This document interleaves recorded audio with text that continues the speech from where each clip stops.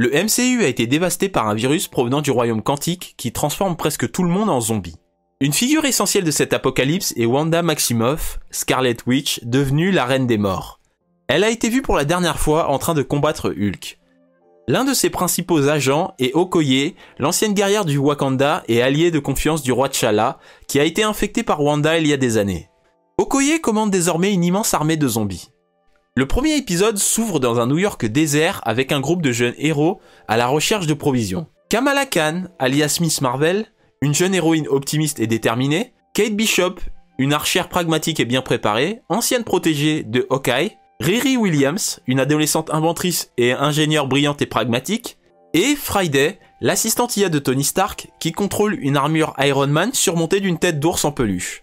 Ils s'inquiètent de l'absence de zombies, suggérant que les prédateurs ne bougent que lorsque leur source de nourriture a été entièrement épuisée.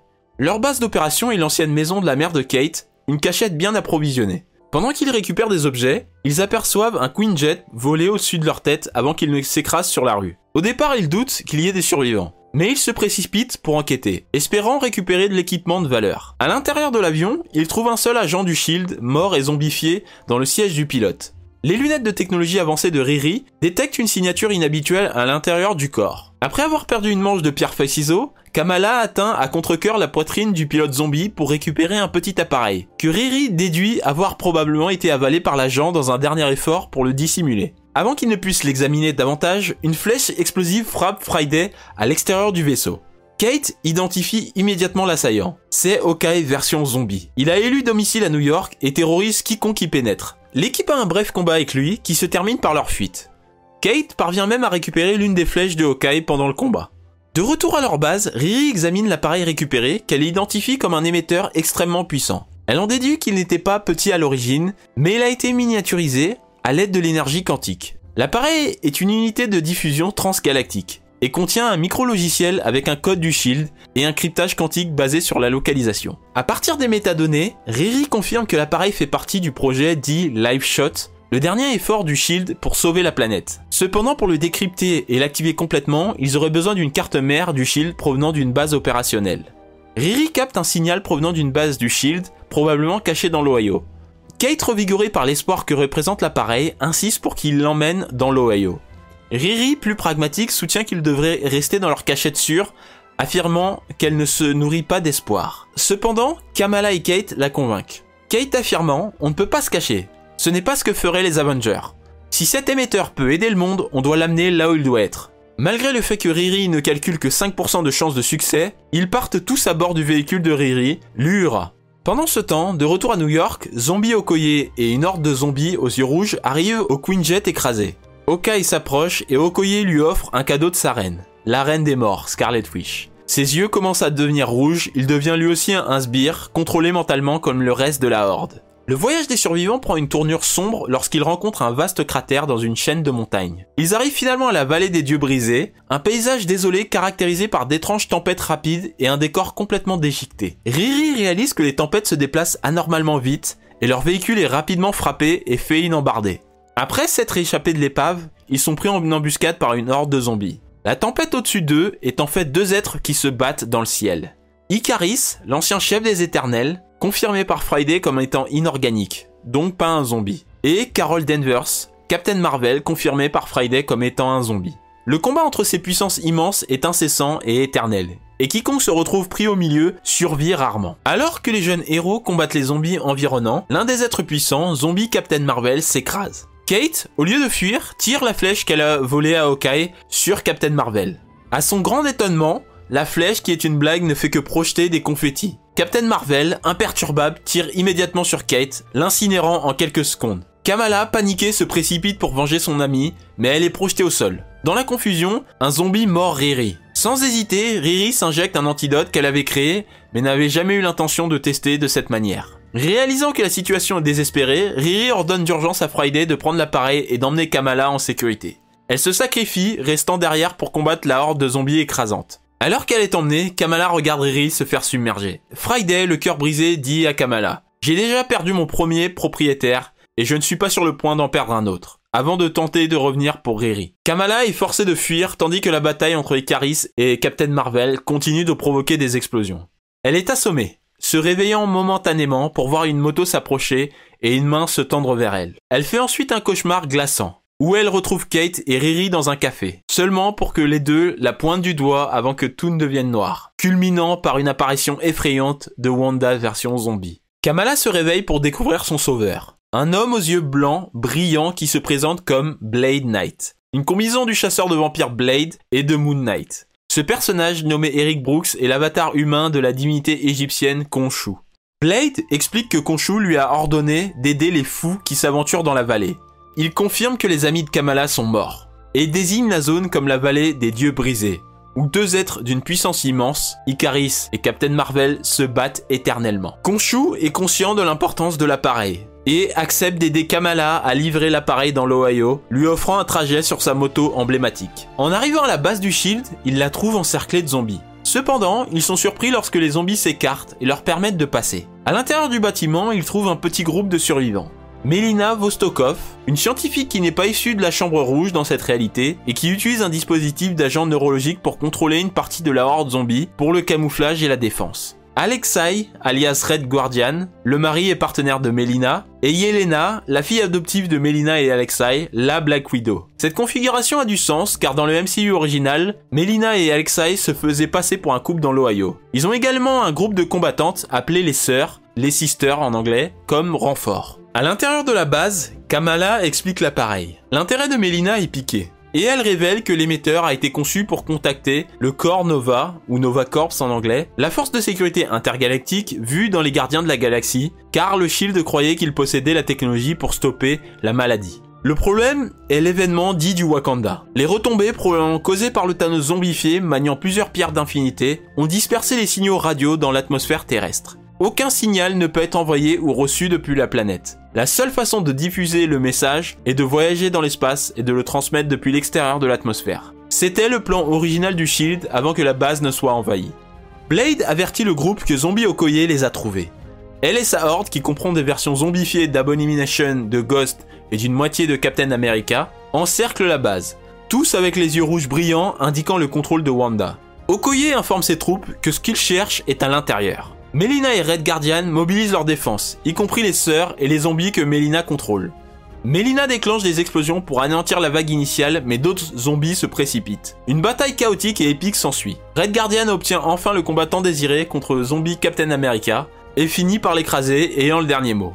Zombie Hawkeye saute par-dessus les défenses, tirant des flèches. Abomination lance des zombies sur le toit pour pénétrer dans la base. Zombie Ghost se révèle être la menace immédiate la plus mortelle, tuant rapidement toutes les sœurs grâce à ses capacités de traverser de matière. Alors que les survivants restants commencent à battre en retraite, Melina fait un choix héroïque. Elle ferme une porte sur Alexei, le pressant de protéger Kamala et l'appareil. Elle tente d'utiliser sa technologie pour contrôler toute la horde entrante, éteignant momentanément la lumière rouge dans leurs yeux. Okoye, cependant, est toujours sous le contrôle de Wanda et reste indifférente.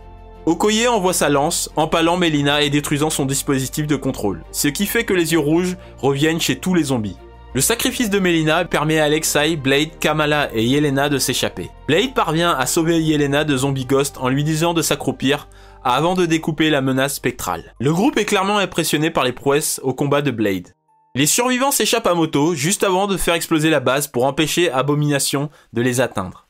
Une Yelena frustrée et déterminée jure d'honorer Melina en aidant Kamala à emmener l'appareil dans l'espace, déclarant qu'ils vont arracher la planète à l'emprise des morts. Kamala souligne qu'ils n'ont pas de vaisseau par contre, mais Blade Knight leur assure qu'il sait où ils peuvent en trouver un. Le premier épisode se termine avec le groupe se lançant dans cette nouvelle mission, poussé par un espoir désespéré de sauver l'humanité. L'épisode 2 commence par un retour en arrière aux premiers instants de l'apocalypse zombie, se concentrant sur Shang-Chi et Katie alors qu'ils tentent de naviguer dans le chaos qui se déroule à San Francisco. La ville est envahie non seulement par des hordes de zombies, mais aussi par des créatures géantes et des insectes monstrueux. Ces menaces de plus grande taille sont liées à la destruction des laboratoires PIM qui avaient explosé et libéré des particules PIM instables. Les particules libérées ont créé d'énormes zombies et animaux errants dans les rues, transformant la ville en un champ de bataille surréaliste. Shang-Chi et Katie, cherchant désespérément la famille de cette dernière à Chinatown, ne trouvent que de la dévastation. Les bâtiments sont en flammes, les gens sont dévorés dans les rues et la situation devient rapidement intenable. Bien que Shang-Chi utilise ses compétences en arts martiaux pour repousser des vagues de zombies, il devient clair que même ses formidables capacités de combat ne peuvent rivaliser avec l'ampleur de la destruction. À ce moment, l'agent du FBI Jimmy Woo entre en scène, aidant le duo à se frayer un chemin à travers la horde. Il rassemble un petit groupe de survivants, mais le groupe est rapidement acculé. Juste au moment où tout espoir semble perdu, des hélicoptères arrivent en piqué, déversant leur puissance de feu sur les morts-vivants. Le sauvetage est mené par Xu Wenwu, le père éloigné de Shang-Chi, maniant les 10 anneaux, anéantissant les zombies à gauche et à droite avec l'énergie dévastatrice des anneaux. Bien que sa relation avec Shang-Chi soit tendue, sa priorité est clairement de sauver son fils. Leurs retrouvailles prennent une tournure tragique lorsque Shang-Chi est mordu au bras pendant le chaos. Wenwu reconnaît immédiatement le danger mais choisit de faire le sacrifice ultime. Il transfère les 10 anneaux à Shang, utilisant leur pouvoir mystique pour stopper la propagation de l'infection dans son bras. Ce faisant, Wenwu sauve son fils mais se retrouve sans défense. Il est rapidement submergé et tué par des zombies, inversant leur dynamique père-fils dans le MCU principal. Ce moment projette Wenwu sous un jour sympathique, montrant son acte final comme un acte de rédemption. Portant le poids de ce sacrifice, Shang, Katie, Jimmy et les autres survivants s'échappent à bord des hélicoptères, laissant derrière eux les ruines de San Francisco. Le récit fait un bond de 5 ans en avant. Désormais, Shang, Katie et leur groupe de survivants, Jimmy Woo, le Death Dealer et d'autres sont devenus des nomades aguerris, voyageant à travers le désert dans des véhicules armés. Ensemble, Shang et Katie partagent les 10 anneaux, en portant 5 chacun et les utilisant pour combattre les menaces sur la route. La destination des survivants est la Nouvelle-Orléans, abritant un point de contrôle pour la prétendue ville sur la mer, un refuge flottant dont la rumeur dit qu'il est le dernier pour l'humanité. Pour négocier leur entrée, ils transportent des vaches vivantes à l'arrière de leur camion, avec l'intention de les échanger comme ressources précieuses. Leur convoi est rapidement pris en embuscade par des bandits, dits les Skrulls, se faisant passer pour un gang de motards. Une bataille vicieuse s'ensuit, où Shang et Katie libèrent la puissance des anneaux, anéantissant les ennemis avec des explosions d'énergie. Tandis que leurs compagnons utilisent des armes et leurs compétences pour assurer la victoire. L'attaque du convoi met en évidence à la fois le désespoir de cet univers et l'adaptabilité de ceux qui y ont survécu. Finalement, le groupe atteint le point de contrôle de la Nouvelle-Orléans. C'est là qu'il rencontre un autre groupe de survivants. Kamala Khan, le Red Guardian, Yelena et Blade Knight. Les tensions éclatent immédiatement. Red Guardian remarque le bras de Shang, d'apparence infectée, s'alarme de la possibilité qu'il puisse se transformer en zombie. Les deux groupes de survivants sont sur le point de s'affronter avant que l'ordre ne soit rétabli. L'homme responsable du point de contrôle se révèle être le baron Helmut Zemo, accompagné de l'agent des États-Unis John Walker. Zemo, maintenant le chef de la ville flottante, désigne qui gagne l'entrée en fonction, entre guillemets, de leurs hommages, c'est-à-dire des fournitures ou des pouvoirs offerts en échange de la protection. Malgré son dédain pour les super-héros, il autorise à contre-cœur les deux groupes à entrer après avoir évalué leur offre, en particulier le bétail et les capacités uniques des héros. La prétendue ville de refuge se révèle être nulle autre que le radeau, la prison de haute sécurité conçue pour les êtres surpuissants. Réutilisé comme une forteresse flottante, il est célébré par les réfugiés comme l'un des derniers bastions de sécurité sur Terre. Lorsque le radeau sort de la mer pour accueillir de nouveaux résidents, les foules acclament avec émerveillement. Pourtant, ces murs d'acier froid et ces cellules de prison laissent entrevoir une réalité plus sombre sous la surface. À l'intérieur, les survivants reçoivent de la nourriture et un abri. Red Guardian est ravi de l'abondance et les deux groupes de héros partagent un rare banquet ensemble. Au cours du repas, Kamala révèle à contre-cœur la véritable mission de son équipe. Ils possèdent un émetteur miniaturisé par particules PIM qu'ils ont l'intention d'apporter à la nouvelle Asgard. Ils espèrent trouver un vaisseau capable d'atteindre l'espace et d'envoyer un signal de détresse au corps Nova. Shang écoute mais exprime des doutes, suggérant que la survie à l'intérieur des murs du radeau est plus réaliste que de se fier à un plan impossible. Katie, cependant, avoue son admiration pour l'espoir de Kamala, contrastant avec le cynisme croissant de Shang. Pendant ce temps, des forces menaçantes s'agitent sous les vagues.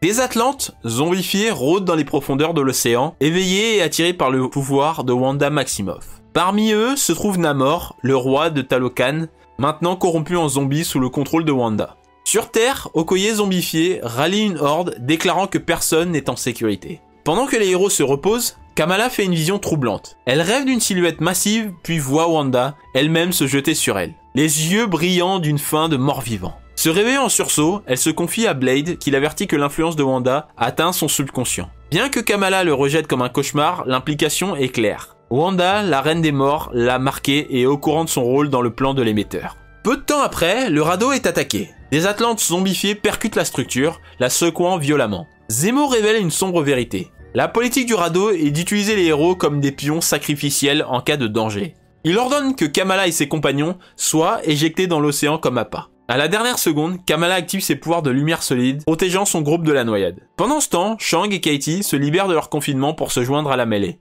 Le moment le plus terrifiant arrive lorsque le zombie Namor se fraye un chemin dans le radeau. Zemo parvient brièvement à l'emprisonner dans une cellule de confinement pour Hulk, mais il devient clair que cette solution est temporaire. Au milieu du carnage, Zemo essaye d'abandonner les autres, se dirigeant vers une capsule de sauvetage. John Walker est brutalement tué par Namor pendant les combats, et Zemo abandonne son corps sans hésitation. Alors que Namor se libère du confinement, les survivants se rallient pour une dernière résistance désespérée. Réalisant que la seule façon de s'échapper est d'utiliser le système de capsule de sauvetage du radeau, les héros découvrent qu'ils nécessitent une activation manuelle depuis la salle de contrôle. Yelena se porte volontaire pour le sacrifice, déterminée à s'assurer que Kamala et les autres puissent poursuivre la mission. Alors que Namor se dirige vers eux, Kamala le distrait avec l'émetteur. Canalisant l'énergie quantique de son bracelet, elle force sa main protégée par la lumière dans sa bouche et l'élargit, faisant exploser sa tête dans un moment sanglant mais décisif. Les survivants saisissent l'occasion de battre en retraite dans la capsule de sauvetage. À l'intérieur, le Red Guardian devient frénétique lorsque Yelena n'apparaît pas. Sa voix se fait entendre par les communications. Elle est restée derrière pour activer la commande manuelle. Alexei la supplie de revenir, mais Yelena accepte son destin. Elle demande à son père de l'honorer à chaque souffle qu'il prend, faisant écho au sacrifice de Melina dans le premier épisode. Par son dernier acte, elle lance la capsule emportant les autres en sécurité, alors que le radeau s'effondre sous les eaux qui montent et les morts-vivants qui grouillent. Zemo, maintenant parmi eux malgré sa trahison antérieure, doit coexister avec ceux qui ne lui font plus confiance. La prochaine étape, la destination est claire, la nouvelle Asgard où ils espèrent trouver un vaisseau spatial capable de transporter l'émetteur de Kamala dans l'espace et d'appeler à l'aide. Pourtant, des doutes subsistent quant à la possibilité de vaincre les forces de Wanda et peut-être même le zombie Thanos, aperçu plus tôt au Wakanda. L'épisode 3 s'ouvre avec Peter Parker racontant un souvenir d'il y a 5 ans. Réfléchissant à ce qu'il souhaiterait pouvoir raconter, une histoire où la technologie Wakanda et la pierre de l'esprit auraient guéri le fléau zombie. Peter, le roi T'Challa et Scott Lang, réduits à une tête désincarnée maintenue en vie par la technologie, se sont rendus au Wakanda après que Vision leur a confié la pierre de l'esprit. L'espoir était d'utiliser les ressources de la nation pour concevoir un remède. Cependant, lorsqu'ils sont arrivés, la cité d'or était déjà consumée par des hordes d'infectés. Personne ne les avait avertis du cauchemar qui les attendait. Au milieu du chaos, la figure colossale de Thanos a émergé. Contrairement au titan rationnel qu'il connaissait autrefois, ce Thanos était un zombie poussé par la faim mais maniant toujours un gant de l'infini incomplet. Il possédait 5 pierres et cherchait la pierre de l'esprit pour compléter sa collection. Ses attaques étaient dévastatrices, assez puissantes pour raser des bâtiments d'un seul mouvement. Pourtant, son cerveau infecté le ralentissait, rendant ses frappes parfois maladroites et prévisibles. T'Challa, déterminé à protéger son peuple, a engagé le titan directement au combat, tandis que Peter et Scott tentaient de retenir la horde environnante. La puissance brute de Thanos les a rapidement submergés. Peter a réussi à l'entraver brièvement avec des toiles, mais le titan s'est libéré dans une explosion d'énergie. C'est alors que Thor est arrivé, accompagné de Rocket et de Groot, rappelant son entrée dramatique dans Avengers Infinity War. Pendant un instant, l'espoir a jailli lorsque l'Asgardien a chargé Thanos, plantant Stormbreaker dans sa poitrine. Mais cette bataille s'est terminée différemment. Thanos a libéré la pierre du pouvoir, incinérant instantanément Rocket et Groot, avant de foudroyer Thor jusqu'à l'inconscience. Les survivants ont réalisé qu'ils faisaient face non seulement à un zombie, mais à un titan maîtrisant progressivement un pouvoir divin. La bataille a fait rage à travers le Wakanda, Thanos apprenant rapidement à invoquer de vastes hordes de zombies à ses côtés. Dans le chaos général, il a rompu le noyau du vibranium en fusion du Wakanda, menaçant d'engloutir toute la ville. T'Challa a reconnu qu'aucune stratégie ne pouvait le vaincre, pas tant qu'il détenait le gant presque complet. Dans un acte de sacrifice ultime, le roi s'est emparé de la pierre de l'esprit, a crié Wakanda Forever et s'est jeté avec Thanos dans le vibranium en fusion. L'explosion qui en a résulté a libéré une vague catastrophique d'énergie de l'infini, déformant la réalité elle-même et dévastant toute la région. Peter et Scott ont à peine survécu, emportés au dernier moment par des sorciers de Camartage. Le sacrifice a sauvé l'univers de la destruction immédiate, mais le prix fut le Wakanda, T'Challa et le rêve d'un remède. Retour au présent dans l'histoire. Peter, toujours hanté par ses souvenirs, les raconte aux jeunes disciples de Camartage. Scott ajoutant ses commentaires. Leurs réflexions sont interrompues par les sorciers Rintrah, Sarah et le maître de Londres, le London Master, qui apportent des nouvelles urgentes. Wanda Maximoff, la reine des morts, a consolidé son pouvoir et commande une armée massive d'infectés. Elle se prépare à marcher à travers l'Europe avec Paris comme prochaine cible. Les sorciers avertissent que la confrontation finale est inévitable, mais les assurent qu'ils ne feront pas face seuls. Quelque part, d'autres survivants mènent leur propre bataille et se dirigent vers la nouvelle Asgard. Pendant ce temps, la capsule de sauvetage du radeau détruit s'échoue. Kamala, Shang-Chi, Katie, Blade, Jimmy Woo, Dev Dealer, le baron Zemo et le Red Guardian sont en deuil. Alexei, anéanti par la perte de Yelena dans l'épisode précédent, refuse initialement de quitter la capsule. Kamala l'encourage à honorer son sacrifice en poursuivant le combat, ravivant sa détermination. Aux portes de la Nouvelle Asgard, le groupe est confronté à Valkyrie. Méfiante et peu accueillante, elle exige une invitation et menace de violence. Lorsque les tensions s'intensifient, Blade invoque Khonshu, le dieu lunaire égyptien qui se manifeste à travers lui. Valkyrie reconnaît Khonshu comme un vieil allié d'Asgard, rassuré par la connexion divine du groupe, leur permet d'entrer. La Nouvelle Asgard se révèle être un refuge creusé dans une falaise scellée du monde extérieur. Ses habitants, apparemment épargnés par le fléau, organisant un grand festival festoyant et célébrant leur culture. Pourtant, sous la surface, le désespoir persiste. Parmi eux se trouve Thor, silencieux et brisé sur son trône, hanté par la mort de Rocket, Groot et d'innombrables autres. Il a succombé à la culpabilité du survivant et est devenu apathique. Valkyrie insiste sur le fait qu'il n'a plus la force de se battre. Et les plaidoyers de Kamala pour qu'il aide sont accueillis par de l'indifférence. Et les survivants apprennent bientôt que le somptueux festin qui nourrit la Nouvelle Asgard a été fourni par nul autre que Wanda Maximoff. Elle arrive sous une forme royale, paraissant humaine, non infectée et sereine. Les Asgardiens la saluent comme une bienfaitrice. Kamala et ses compagnons cependant sont instantanément méfiants. Zemo souligne que la Sokovie n'a pas de reine, jetant le doute sur la revendication de Wanda à ce titre. Wanda le nie d'abord, expliquant qu'elle a effectivement été infectée, mais a maîtrisé ses pouvoirs suffisamment pour se guérir et masquer l'infection. Elle affirme qu'elle pourrait étendre cette guérison au monde entier, mais qu'elle ne le peut pas car quelqu'un accapare l'énergie de l'infini, libérée lors de l'événement du Wakanda. Kamala se souvient du cauchemar qu'elle a eu plus tôt. Des visions d'une silhouette massive et réalise que Wanda fait référence à une autre menace plus grande, peut-être un Thanos transformé. Wanda insiste sur le fait qu'elle a besoin d'une armée de dieux pour affronter cet être, exhortant les Asgardiens et les survivants à la rejoindre. Mais la tromperie se dénoue enfin. Les Asgardiens qui festoient commencent à tousser et à s'effondrer. Wanda révèle que la nourriture et l'hydromel qu'ils ont consommé étaient mélangés à de la chair zombie. Un par un, ils se transforment en morts-vivants. Abandonnant sa façade, Wanda dévoile sa véritable forme en décomposition. Elle admet qu'elle n'a aucun intérêt pour l'émetteur, son véritable objectif depuis le début est Kamala elle-même. Le chaos éclate alors que les Asgardiens se transforment en zombies et attaquent. Valkyrie se mobilise pour défendre son peuple, mais elle est rapidement submergée. Thor, toujours plongé dans le chagrin, reste immobile au début, tandis que les survivants se battent désespérément pour s'échapper. Zemo est parmi les premiers à tomber, mis en pièces par les infectés. Jimmy Woo et Dev Dealer sont également tués dans la mêlée. Red Guardian, ayant mangé au festin, commence à succomber à l'infection. Réalisant ce qu'il se passe, il fait ses adieux à Kamala avant de se transformer complètement. Kamala, le cœur brisé, est forcé de le repousser pour sauver les autres. Dans le chaos, Kamala protège Thor de la horde qui approche, le tirant finalement de sa torpeur. Témoin de son courage et de la détermination du groupe, le dieu du tonnerre ravive sa volonté de se battre. Mais avant qu'il ne puisse agir de manière décisive, il est enterré sous des vagues de morts-vivants, faisant gagner de précieux instants aux survivants pour s'échapper.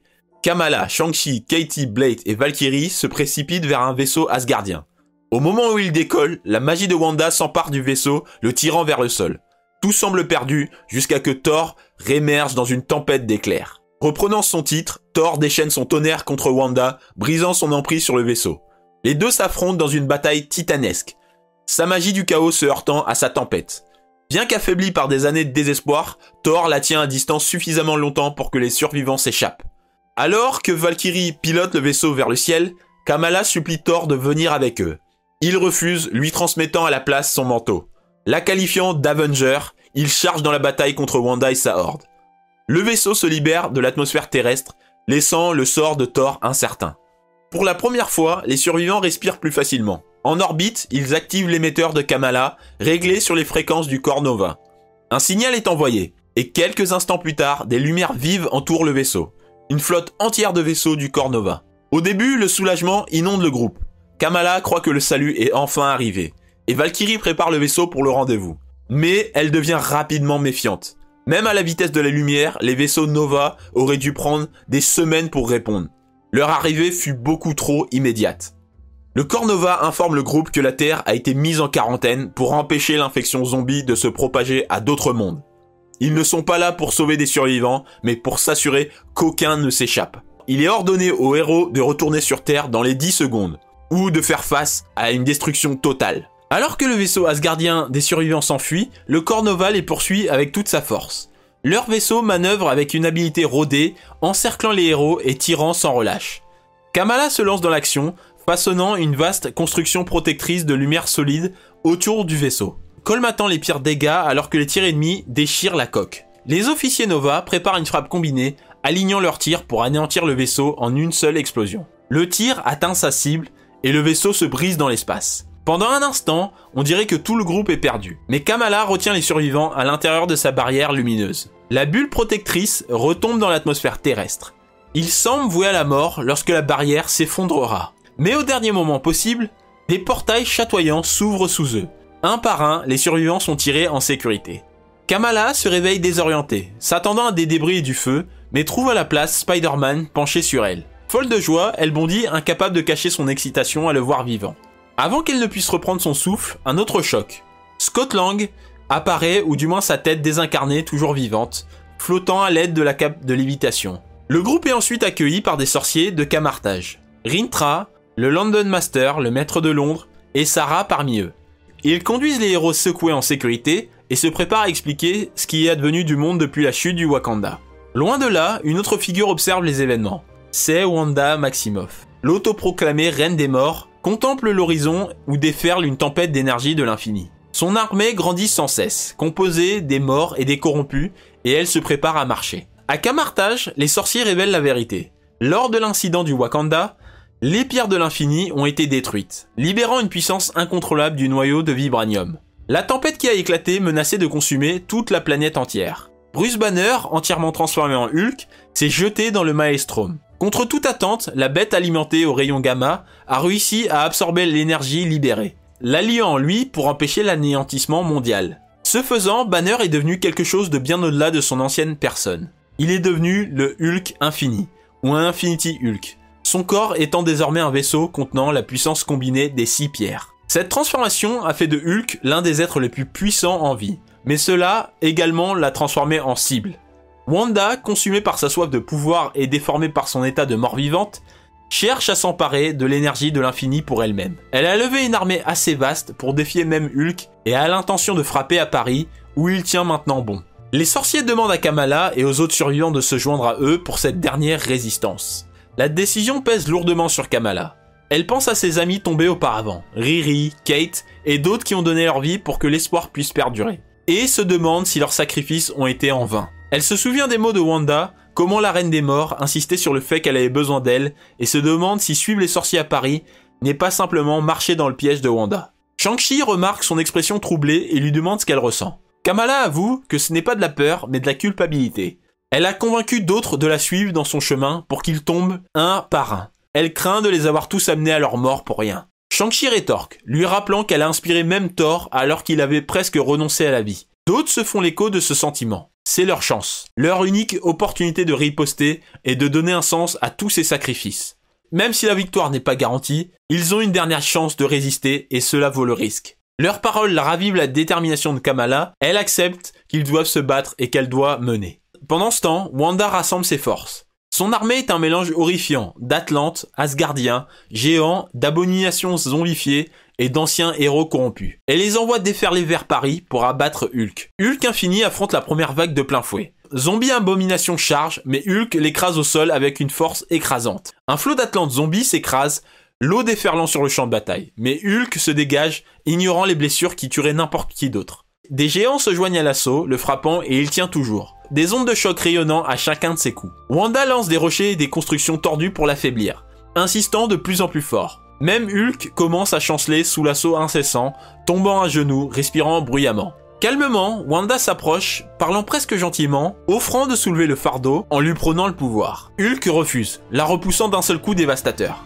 À cet instant, une scène familière se déroule. Un portail scintille et les héros survivants marchent à travers. Spider-Man se lance dans l'action. Blade saute, son épée dégainée. Kamala se tient droite, son bouclier de lumière solide brillant. Ensemble, ils affrontent la horde de Wanda. La bataille éclate dans toute sa fureur. Spider-Man et Blade découpent des zombies avec un style acrobatique, tandis que Shang-Chi et Katie se battent avec toute leur habileté. Les sorciers, eux, conjurent des barrières et des sorts, essayant de maintenir Wanda loin de Hulk. Les zombies arrivent en nombre infini. Parmi eux se trouvent des échos tordus de visages autrefois familiers, tous corrompus, frappant les vivants. Wanda intensifie sa cruauté en envoyant des alliés zombifiés directement contre les héros. Red Guardian, Yelena, Melina contre Spider-Man et Scott. Jimmy Woo et Dev Dealer contre Shang-Chi et Katie. Le coup émotionnel est lourd. Puis, le champ de bataille tremble à l'arrivée de Zombie Thor. Ses éclairs brûlant le sol, il anéantit Sarah et le Maître de Londres sans aucun effort. Lorsque Blade se jette sur Thor, l'Asgardien le réduit en cendres d'un seul éclair. Thor et Hulk s'affrontent dans un combat brutal. Les coups de marteau rencontrent les points chargés de l'infini, chaque coup envoyant des ondes de choc énormes. Hulk parvient à écraser Thor dans la terre, écrasant son crâne sous son talon. Mais la victoire est de courte durée. Alors que Hulk est distrait, Wanda se jette, plongeant sa main dans sa poitrine pour siphonner l'énergie de l'infini. Les héros survivants se précipitent pour intervenir, mais un par un ils tombent.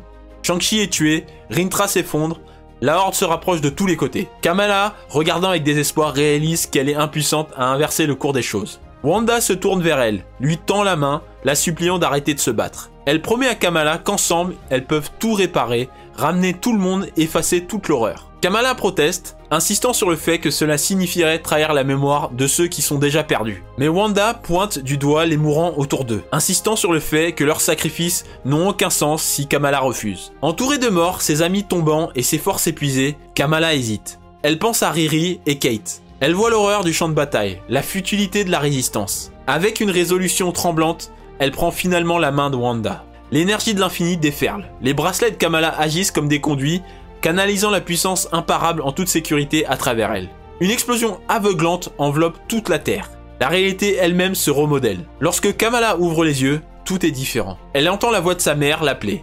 Elle se précipite en bas pour trouver Riri et Kate, vivantes et souriantes. Le choc se transforme en joie alors qu'elle les serre fort dans ses bras.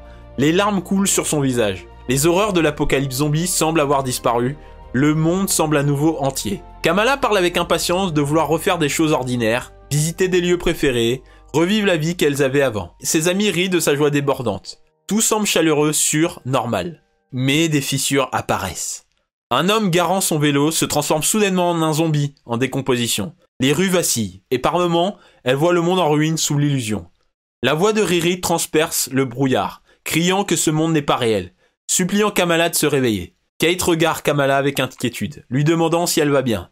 Kamala regardant devant elle, déchirée, incertaine si elle veut embrasser l'illusion réconfortante ou affronter la terrible réalité. Wanda a remodelé le monde, jetant une illusion à travers toute la planète, et Kamala est piégée à l'intérieur, la seule consciente de la tromperie. Et l'épisode finit donc sur ce mystère-là. Qu'elle résiste ou se rende reste encore inconnu à la fin de l'épisode. Voilà, c'est tout pour le résumé de la saison 1 de Marvel Zombies, j'espère que ça vous a plu.